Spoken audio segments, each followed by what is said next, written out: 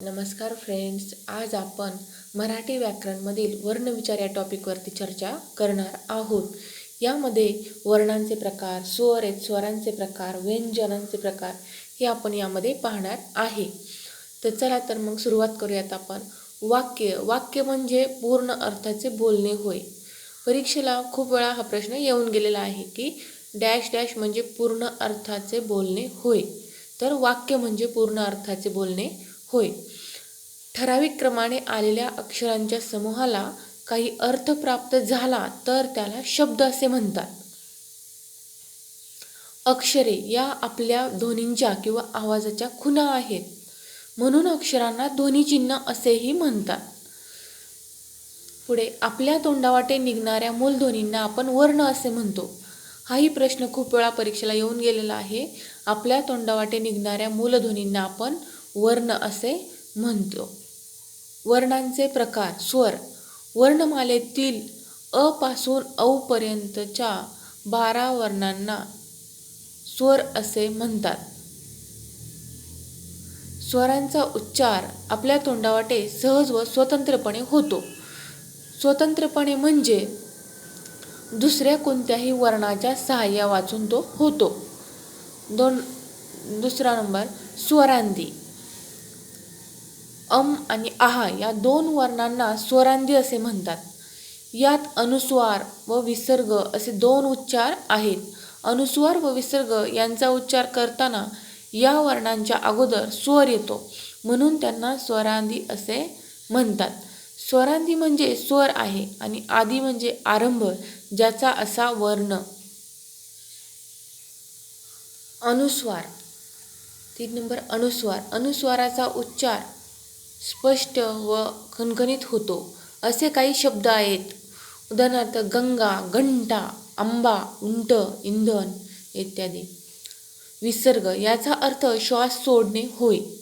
परीक्षेला हाही प्रश्न खूप वेळा येऊन गेलेला आहे की विसर्ग म्हणजे काय. तर विसर्ग याचा अर्थ श्वास सोडणे होय. विसर्गाचा उच्चार ह या वर्णाला थोडा हिसडा देऊन केलेल्या उच्चारासारखा आहे. नवे स्वरांधी कोणते तर ॲ आणि ऑ. व्यंजन. मराठी वर्णमालेतील क ख पासून ह आणि ळ पर्यंतचे वर्ण व्यंजने आहेत, ज्यांचा स्वतंत्रपणे उच्चार करता येत नाही. त्यांना व्यंजने असे म्हणतात. अक्षरे. अक्षरे म्हणजे पूर्ण उच्चारलेले वर्ण होय.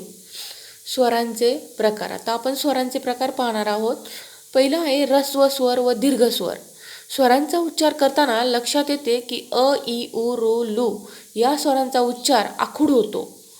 त्यांचा उच्चार करण्यासाठी कमी वेळ लागतो, म्हणून त्यांना ऱ्हस्व स्वर असे म्हणतात. आ, इ, उ, ए, ऐ, ओ, औ या स्वरांचा उच्चार करण्यास अधिक वेळ लागतो. त्यांचा उच्चार लांबट होतो, म्हणून त्यांना दीर्घ स्वर असे म्हणतात. त्याच्यानंतर संयुक्त स्वर. 2 स्वर एकत्र येऊन बनलेल्या स्वरांना संयुक्त स्वर असे म्हणतात. ए, ऐ, ओ, औ हे संयुक्त स्वर आहेत. सजातीय स्वर व विजातीय स्वर. एकाच उच्चार स्थानातून निघणाऱ्या स्वरांना सजातीय स्वर असे म्हणतात. उदाहरणार्थ अ, आ, इ, ई, उ, ऊ. भिन्न उच्चार स्थानातून निघणाऱ्या स्वरांना विजातीय स्वर असे म्हणतात. उदाहरणार्थ अ, इ, अ, उ, इ, ए, उ, ए, अ, ऋ. पुढील व्यंजनांचे प्रकार पाहणार आहोत आपण. स्पर्श व्यंजने. क ख पासून भ म पर्यंतच्या व्यंजनांना स्पर्श व्यंजने असे म्हणतात.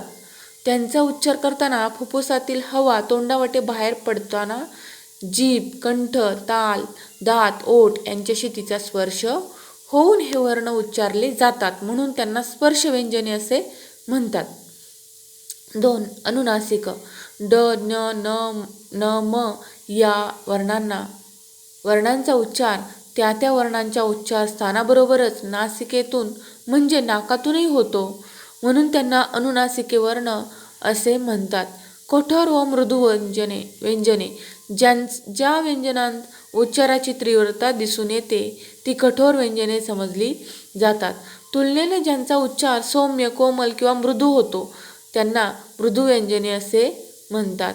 अर्धस्वर.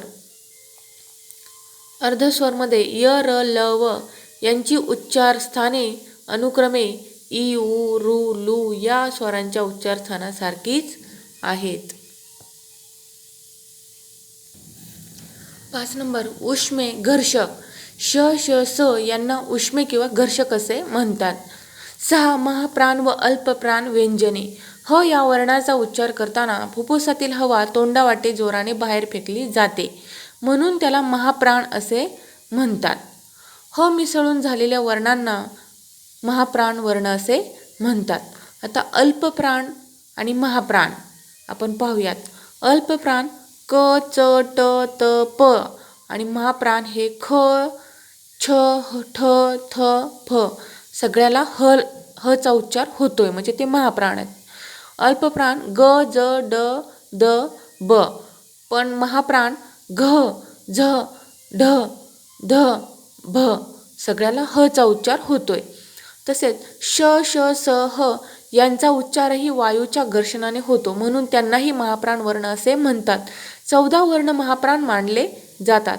ळ हा स्वतंत्र वर्ण मानला जातो. श व ज्ञ ही जोडाक्षरे आहेत. श ची फोड कशी होती पाहू आपण. क क्ष अ म्हणजे क्ष.